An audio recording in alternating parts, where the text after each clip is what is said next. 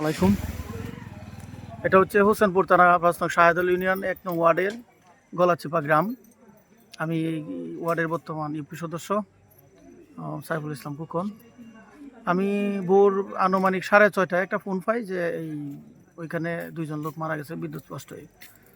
তখন আমি তাৎক্ষণিকই চলে আসি ঘটনাস্থলে। আসার পরে আপনার দেখতে পেলাম যে বড় ভাই নুরুল হক খান, উনি এখানে একটা খড় ছিল আর কি, যেটাকে বন বলে, এই গরুর খাবার ওইটা টান দিতে গিয়ে হাতে মেইন তার মনে হয় রাত্রে ছিঁড়ে পড়ে আসছিল, লক্ষ্য করে নাই, হাত গিয়ে তারে পড়ার পরে বিদ্যুৎ স্পষ্ট হওয়ার পরে উনি মনে হয় একটা শিক্ষা দিল।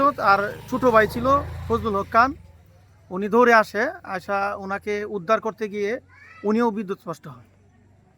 যাই হোক, দুজনেরই মর্মান্তিক তাৎক্ষণিক মৃত্যু হয়। অল্প এলাকার লোকজন আসা এই এই দুজনকে একটা বাঁশ দিয়ে তারটা ওইদিকে সরাইয়া দুজনকে নিয়ে আসা হয়। তাৎক্ষণিকই আমি আবার সকাল 7টায় আমার ইউনো মহোদয় স্যারকে, হোসেনপুর ইউনো মহোদয় স্যারকে ফোন দিলাম এবং আমার চেয়ারম্যান সাহেবকে ফোন দিলাম। থানাতে অবগত করার পরে থানা থেকে লোক আসার পরে সুরত হাল নিল লাশের। নেওয়ার পরে আমরা থানাতে একটা আবেদন করলাম। ওইখান থেকে ডিসি বরাবর আবেদন করলাম, জেলা প্রশাসক। ওইখান থেকে যেহেতু এটা একটা অপমৃত্যু, আপনার এই বিদ্যুৎস্পষ্ট হয়ে মারা গেছে, কারো হাত নেই, এই জন্য পরিবারের লোকজন সবাই যারা আছে, যাদের গার্জেন, তারা এই আবেদন করার পরে ডিসি মহোদয়কে সম্মতি প্রদান করে এই ডিসি মহোদয় এডিএম স্যারকে দায়িত্ব দেন, সিন করে দেন, উনি করে দিছে। এখন আমরা মাগরিবের পর জানাজা অনুষ্ঠিত হবে।